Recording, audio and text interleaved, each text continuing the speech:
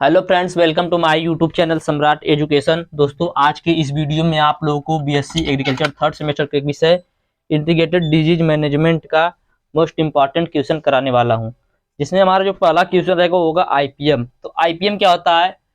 IPM मतलब दोस्तों होता है कि जैसे हमारा जो बायोलॉजिकल कंट्रोल है, केमिकल कंट्रोल है, दोस्तों इन सभी कंट्रोल को दो या दो से अधिक में नियंत्रण की विधियों को एक साथ प्रयोग करके जब हम कीटों के आर्थिक क्षति स्तर के नीचे रखते हैं तो उसी को आईपीएम कहते हैं। तो चलिए देखते हैं आईपीएम क्या है। एकीकृत नासी जीव प्रबंधन नासी जीव के नियंत्रण की एक ऐसी प्रक्रिया है जिसमें वातावरण के सभी संसाधनों जैसे शस्त्र क्रिया, यांत्रिक विधि, जैविक अवस्था तथा रासायनिक विधियों को समन्वित करके नासी जीवों के घनत्व को आर्थिक क्षति स्तर के नीचे रखना और रसायनों से हो रहे प्रदूषण को कम करना ही आईपीएम कहलाता है। या प्रबंध की सभी विधियों को थोड़ा थोड़ा प्रयोग करना और ध्यान रखकर कि पर्यावरण को कोई नुकसान न हो पाए और आर्थिक क्षति भी न हो, तो उसे आईपीएम कहते हैं। तो आईपीएम आप लोग समझ गए होंगे। देखेंगे आईपीएम का उद्देश्य क्या है। आईपीएम का पहला उद्देश्य स्वस्थ फसल का उत्पादन। क्या है दोस्तों? स्वस्थ फसल का उत्पादन। अगला, कीटों के प्राकृतिक शत्रुओं का नियंत्रण। अगला दोस्तों, इसका आईपीएम का उद्देश्य है कि कीटनाशक रसायन का कम से कम प्रयोग करके पर्यावरण को सुरक्षित रखना।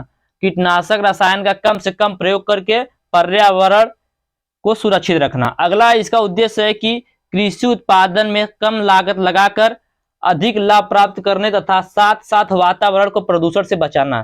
तीसरा उद्देश्य क्या है? कृषि में कम लागत लगाकर अधिक लाभ प्राप्त करने तथा साथ साथ वातावरण को प्रदूषण से बचाना। अगला क्या उद्देश्य है? कीटों एवं बीमारियों को उनके आर्थिक क्षति स्तर से नीचे रखना या उनको नीचे रखने के लिए नियंत्रण की विधियों का उपयोग करना। तो यह था दोस्तों आईपीएम का उद्देश्य। आगे चलते देखेंगे आईपीएम से लाभ। तो आईपीएम से क्या लाभ है? आईपीएम से दोस्तों लाभ पहला कि पर्यावरण जो प्रदूषण होता है उससे बचता है। मतलब इससे पर्यावरण प्रदूषण बहुत कम होता है और बहुत होता ही नहीं लगभग। आर्थिक रूप से लाभकारी होता है। आईपीएम जो होता है आर्थिक रूप से क्या होता है? लाभकारी होता है। अगला पॉइंट है कृषि लागत मूल्य को कम करता है। कृषि लागत मूल्य को कम करता है। कीटनाशकों के प्रयोग से जलवायु एवं मृदा में होने वाले प्रदूषण को कम करता है। कौन? आईपीएम। अगला है स्वास्थ्य के लिए लाभदायक होता है। किसके लिए दोस्तों? स्वास्थ्य के लिए भी लाभदायक होता है। तो दोस्तों ये जो मैंने उद्देश्य बताया आईडीएम का भी उद्देश्य है और आईडीएम का भी दोस्तों लाभ है। तो इसको मैं आप लोगों को आगे सिर्फ आईडीएम का मैं डिफिनेशन बता देता हूं कि आईडीएम क्या होता है। दोस्तों सेम होता है, बस थोड़ा सा डिफरेंस होगा। आप लोग ध्यान से देखेंगे तब वो दिखेगा आप लोगों की क्या डिफरेंस है। तो एकीकृत रोग प्रबंधन, उसमें एकीकृत नासी प्रबंधन था, इसमें एकीकृत रोग प्रबंधन है। तो एकीकृत रोग प्रबंधन एक ऐसा मार्ग है जो एक फसल के पौधे में किसी एक रोग या उसके सभी रोगों अथवा नासी जीवों या नाशक रोगों के नियंत्रण के लिए समस्त उपलब्ध नियंत्रण विधियों का सर्वोत्तम नियंत्रण परिणामों को प्राप्त करने के लिए बहुत कम खर्च पर पर्यावरण को कम हानि पहुंचाकर प्रयोग करने का प्रयास करता है। दोस्तों मैं आप लोग बताता हूँ, ये थोड़ा कठिन आप लोगों को सुनने में लग रहा होगा, तो मैं बता देता हूँ एकदम आसानी से समझ में आ जाएगा कि आईडीएम क्या होता है। दो या दो से अधिक नियंत्रण विधियों का सुसंगत प्रयोग करके आर्थिक दहलीज स्तर तक बिना पर्यावरण क्षति के रोग व्याधियों का निषेधात्मक निवारण ही क्या कहलाता है? आईडीएम कहलाता है। दो या दो से अधिक नियंत्रण की विधियों का, जैसे दोस्तों एक है केमिकल, आप लोग मान लीजिए, एक बायोलॉजिकल कंट्रोल मान लीजिए, बायोलॉजिकल, एक मान लीजिए केमिकल। तो ये दो कंट्रोल हो गए, दो या दो से अधिक, तो ये दो कंट्रोल हो गए। या एक और मान लीजिए दोस्तों माइक्रोबियल कंट्रोल। तो दो हो गए या दो से अधिक नियंत्रण की विधियों का सुसंगत प्रयोग, इनका एक साथ प्रयोग करके जो आर्थिक दहलीज स्तर होता है दोस्तों, इकोनॉमिक थ्रेशोल्ड लेवल, उससे नीचे रखना, उसके स्तर से नीचे रखना, जिससे पर्यावरण को भी हानि न पहुंचे, तो दोस्तों उसी को क्या कहते हैं? आईडीएम कहते हैं। दो या दो से अधिक विधियों का सुसंगत प्रयोग करके आर्थिक दहलीज स्तर तक बिना पर्यावरण के क्षति के रोग व्याधियों का निषेधात्मक निवारण ही क्या कहलाता है? आईडीएम कहलाता है। आईडीएम का उद्देश्य रोग व्याधियों का सुनियोजित ढंग से निवारण, पर्यावरण की हानि को रोकना, निवेश द्रव्य का उन्मूलन निरोध, संगरोध का उपाय। इसके बाद दोस्तों मैंने आप लोग जो आईपीएम का उद्देश्य बताया उसको भी आप लोग लिख लीजिएगा। आगे चलते हैं दोस्तों, हम ज्यादा से ज्यादा इसमें 1 नंबर वाले क्वेश्चन कवर करने वाले हैं। तो अब चलिए आगे। क्वेश्चन है दोस्तों माइक्रोबियल कंट्रोल। माइक्रोबियल कंट्रोल क्या होता है?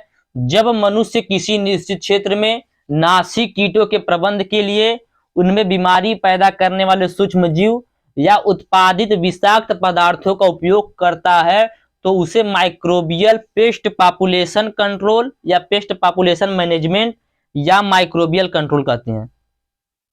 माइक्रोबियल कंट्रोल किसे कहते हैं? जब मनुष्य किसी निश्चित क्षेत्र में नासिक कीटों के प्रबंध के लिए उनमें बीमारी पैदा करने वाले सूक्ष्म जीव या उत्पादित विषाक्त पदार्थों का उपयोग करता है तो उसे माइक्रोबियल पेस्ट पॉपुलेशन कंट्रोल या माइक्रोबियल कंट्रोल कहते हैं। इसकी जो शुरुआत है माइक्रोबियल कंट्रोल की, वह स्टेहंसन ने 1949 में किया था। किसने किया था? स्टेहंसन ने 1949 में किया था। तो ये हो गया दोस्तों माइक्रोबियल कंट्रोल। आगे चलते हैं। जो भी क्वेश्चन बहुत इंपॉर्टेंट है आप लोगों का, जो 1 नंबर वाला क्वेश्चन है, ज्यादा से ज्यादा इसी में से आ जाएगा, मेरे 20 क्वेश्चन में से। आगे चलते हैं। Host plant resistance. Host plant resistance क्या होता है? इसको हिंदी में कहते हैं परपोषी प्रतिरोध पौधा। परपोषी पौध प्रतिरोध भी कह सकते हैं इसे। तो यह क्या होता है दोस्तों? प्रतिरोध का मतलब आप लोग समझ रहे होंगे कि विरोध। प्रतिरोध का मतलब क्या होता है? विरोध करना। तो क्या होता है परपोषी प्रतिरोध पौधा? तो परपोषी प्रतिरोध पौधा एक प्रकार का दोस्तों जैविक नियंत्रण होता है। क्या होता है? जैविक नियंत्रण होता है। जैविक नियंत्रण दोस्तों हम उसे कह सकते हैं जिसमें बिना रसायन के प्रयोग के कीटों से नियंत्रण पाते हैं, तो उसे क्या कहते हैं दोस्तों? जैविक नियंत्रण हम लोग कह सकते हैं। तो जो परपोषी प्रतिरोध होता है यह क्या होता है? यह एक प्रकार का जैविक नियंत्रण होता है जिसमें परपोषी पौधे स्वयं एक विरोधक की भूमिका अदा करते हैं। जिसमें जो परपोषी पौधे होते हैं स्वयं एक विरोधक की भूमिका अदा करते हैं। यदि उनके पास कोई रोग आता है, कोई कीट आता है, तो उसके विरोधी हो जाते हैं, उनको भगा देते हैं, कह सकते हैं मार के। तो यह जो परपोषी पौधे तो होते हैं यह एक विरोधक की भूमिका अदा करते हैं। रोग प्रतिरोधी किस्मों को उगाकर पादप रोगों द्वारा होने वाले हानियों में बहुत प्रभावशाली लाभ हमें प्राप्त होता है एवं पर्यावरण के प्रदूषण से भी बचा जा सकता है। तो दोस्तों होस्ट प्लांट रेजिस्टेंस क्या होता है? परपोषी प्रतिरोध एक प्रकार का जैविक नियंत्रण है जिसमें परपोषी पौधे स्वयं एक विरोधक की भूमिका अदा करते हैं। रोग प्रतिरोधी किस्मों को उगाकर पादप रोगों द्वारा होने वाले हानियों के लिए बहुत प्रभावशाली होता है। कौन दोस्तों? Host plant resistance. और इससे पर्यावरण प्रदूषण भी नहीं होता, पर्यावरण भी सुरक्षित होता है। आगे चलते हैं। Pest control. पेस्ट कंट्रोल क्या होता है दोस्तों? पीड़क नियंत्रण। तो कीटों को प्रतिबंधित और खत्म करने के लिए कीट नियंत्रण यानी पेस्ट कंट्रोल किया जाता है।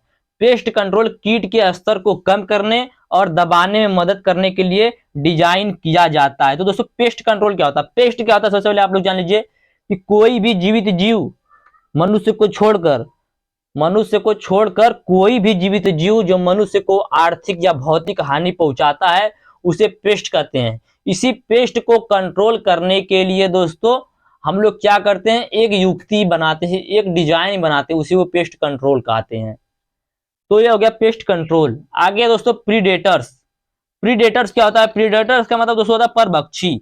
परभक्षी का मतलब दोस्तों होता है कि दूसरे को मारकर खाकर अपना और अपने बच्चों का जीवन यापन करना। ये दोस्तों क्या कहलाता है? परभक्षी कहलाता है। जैसे दोस्तों परभक्षी वह वन्य जीव होता है या वह वन्य कीट होता है जो अन्य प्राणियों कीटों को मारकर या शिकार करके खाकर अपना और अपने परिवार का पेट भरता है। परभक्षी कीट वह कीट होता है जो अन्य कीटों को मारकर खाकर अपना और अपने परिवार का पेट भरता है। जैसे दोस्तों नेबिस नेबिस एक दोस्तों क्या है? प्रेडिटर कीट है। एक है दोस्तों ट्रू बग, एक है बीटल। बीटल को आप लोग जानते होंगे, ट्रू बग को जानते होंगे, नेबिस नेबिस आप लोगों को नया नाम दिख रहा होगा। तो ये सब क्या दोस्तों? ये सब प्रेडेटर्स हैं। ये सब क्या करते हैं? दूसरे कीटों को मारकर खाते हैं, उन्हें खाकर अपना जीवन यापन और अपने परिवार का जीवन यापन करते हैं। आगे चलते हैं। पेस्टिसाइड। पेस्टिसाइड क्या होता है? तो कीटनाशक रासायनिक या जैविक पदार्थों का ऐसा मिश्रण होता है जो कीड़ों मकोड़ों से होने वाले दुष्प्रभावों को कम करने, उन्हें मारने या उनसे बचाने के लिए किया जाता है। तो उसी को पेस्टिसाइड कहते हैं। पेस्टिसाइड दो शब्दों से मिलकर बना है दोस्तों।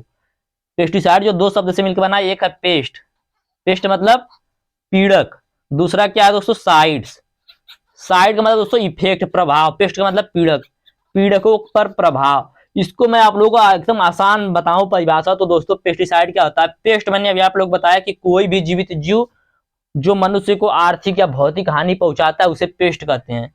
तो इसी पेस्ट को मारने के लिए हम लोग जिस रसायन का प्रयोग करते हैं, जब किसी रसायन का प्रयोग करते हैं तो उसी को क्या कहते हैं, पेस्टिसाइड कहते हैं। इससे आसान आप लोगों को कोई डेफिनेशन नहीं मिल सकता कि जब हम पेस्ट को मारने के लिए किसी रसायन का प्रयोग करते हैं तो उसे पेस्टिसाइड कहते हैं। आगे चलते हैं दोस्तों, पेस्ट भी आ गया, तो आप लोग देखिए यहाँ पर आपका पेस्ट भी आ गया। पेस्ट अभी मैंने फिर बता दिया, तीसरी बार बताने जा रहा हूँ इसी वीडियो में, कि कोई भी जीवित जीव जो मनुष्य को आर्थिक या भौतिक हानि पहुंचाता है उसे क्या कहते हैं, पेस्ट कहते हैं। इसी पेस्ट को मारने के लिए हम जिस रसायन का प्रयोग करते हैं उसे पेस्टिसाइड कहते हैं। इसी पेस्ट को कंट्रोल करने के लिए जब हम कोई युक्ति बनाते हैं तो दोस्तों उसे पेस्ट कंट्रोल कहते हैं। आगे दोस्तों फोरकास्टिंग, फोरकास्टिंग क्या होता है, फोरकास्टिंग को हिंदी में कहते हैं पूर्वानुमान। इससे आप लोगों को पता चल जा रहा होगा कि दोस्तों पूर्वानुमान का मतलब क्या होता है। पूर्व का मतलब पहले, अनुमान का मतलब दोस्तों अनुमान लगाना, पहले से अनुमान लगाने की प्रक्रिया को ही पूर्वानुमान कहते हैं। तो पूर्वानुमान में क्या होता है, कीटों में पूर्वानुमान क्या होता है, तो कीटों का पूर्वानुमान दोस्तों होता है कि जो किसानों को कीटों के प्रकोप के समय का पहले से पता चल जाएगा कि कीट हमारे फसल पर अब आक्रमण करने वाला है, हमारे फसल को नुकसान पहुंचाने वाला है। तो जो किसान होता है उससे पहले सजग हो जाएगा, अपने फसल पे दोस्तों कोई भी रसायन का छिड़काव करके उससे बच सकता है। तो चलिए देखते हैं क्या होता है फोरकास्टिंग। फोरकास्टिंग का मतलब दोस्तों होता है पहले से अनुमान लगाना या मार्गदर्शन कर सकते हैं उसे हिंदी में।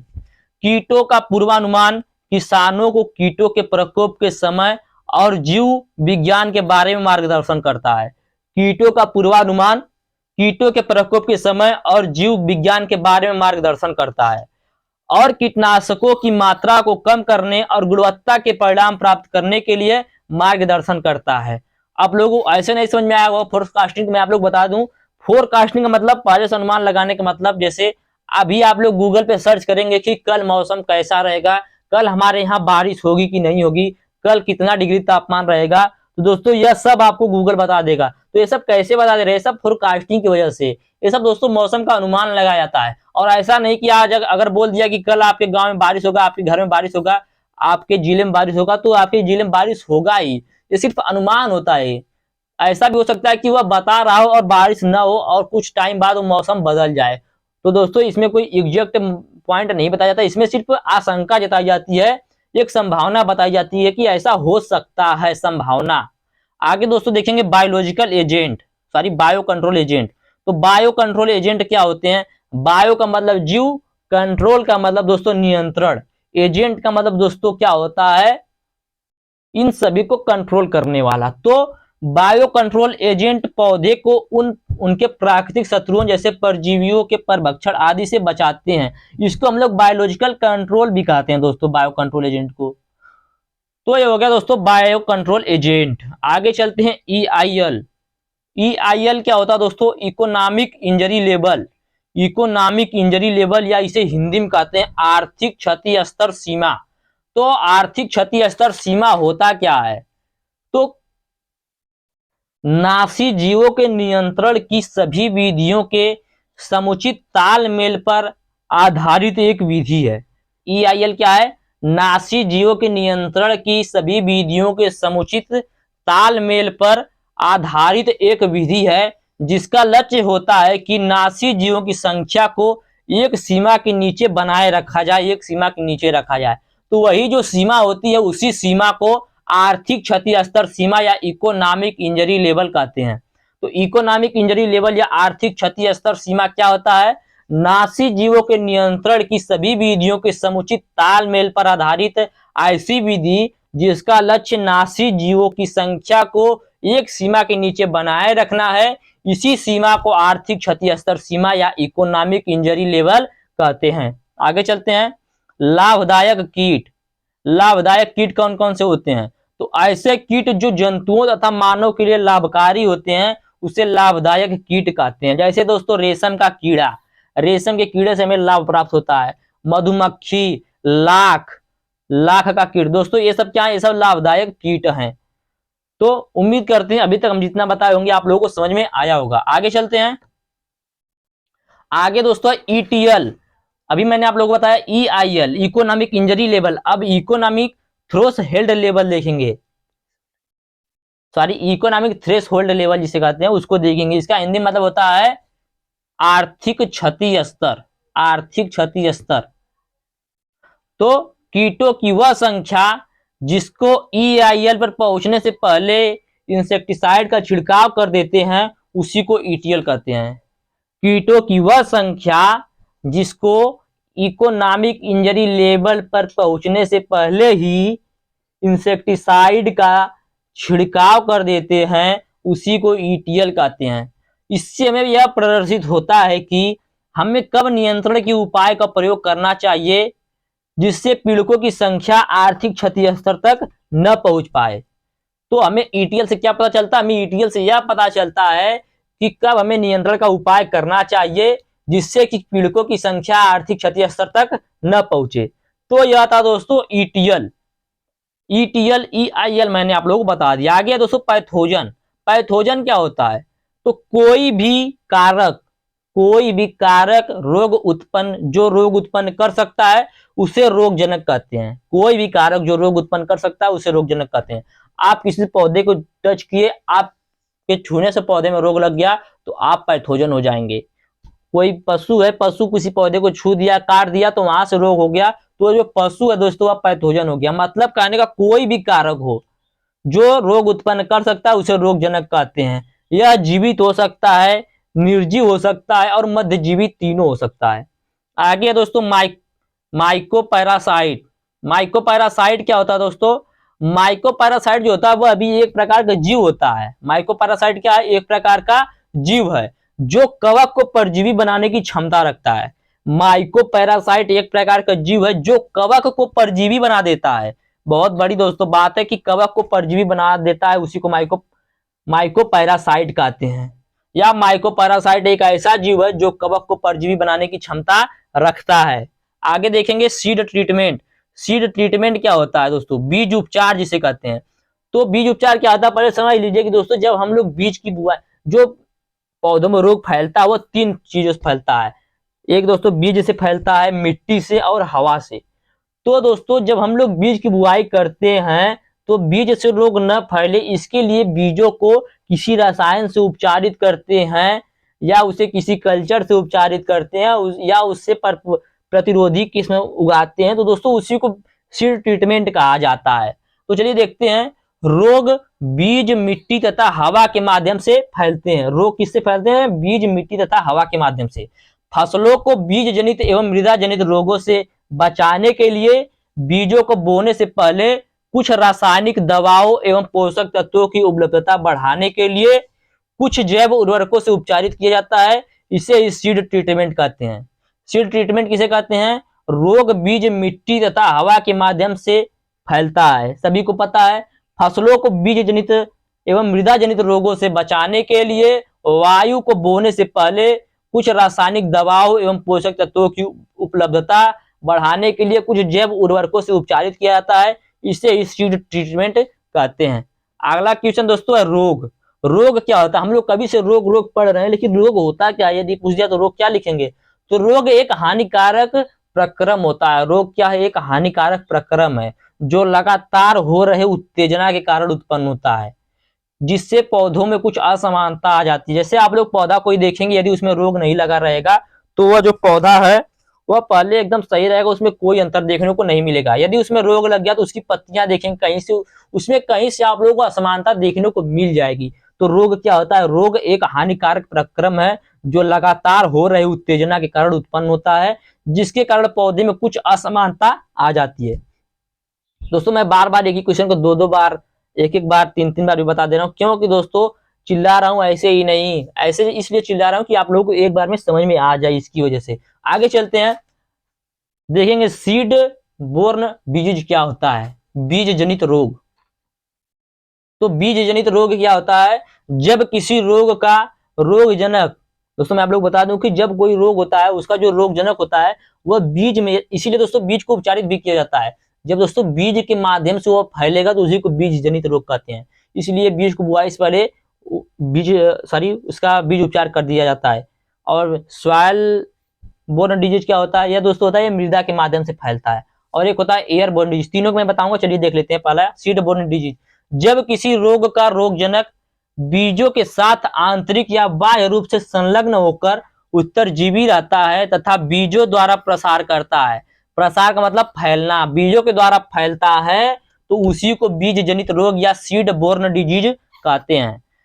इसके बाद दोस्तों अगला है soil borne disease. Soil borne disease क्या होता है दोस्तों? जब किसी रोग को उत्पन्न करने वाला रोगजनक या निवेश द्रव्य मृदा में उत्तरजीवी रहता है, तो उसे मृदा जनित रोग कहते हैं। जब किसी रोग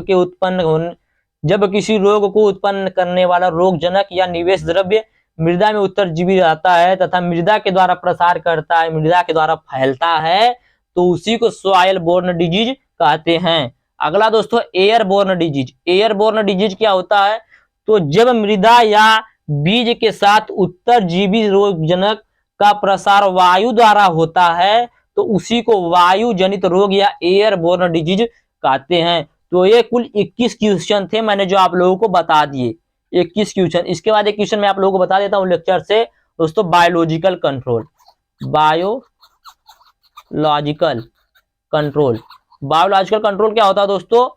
जब हम कीटों के नियंत्रण के लिए उनके प्राकृतिक शत्रुओं का सहारा लेते हैं, तो दोस्तों उसी को बायोलॉजिकल कंट्रोल कहा जाता है। जब कीटों के नियंत्रण के लिए उनके प्राकृतिक शत्रु का सहारा लेते हैं, तो उसी को क्या कहते हैं? बायोलॉजिकल कंट्रोल कहते हैं। तो उम्मीद करते हैं अभी तक हमने जितना भी बताया 22 क्वेश्चन आप लोगों को अच्छे से समझ में आ गया होगा।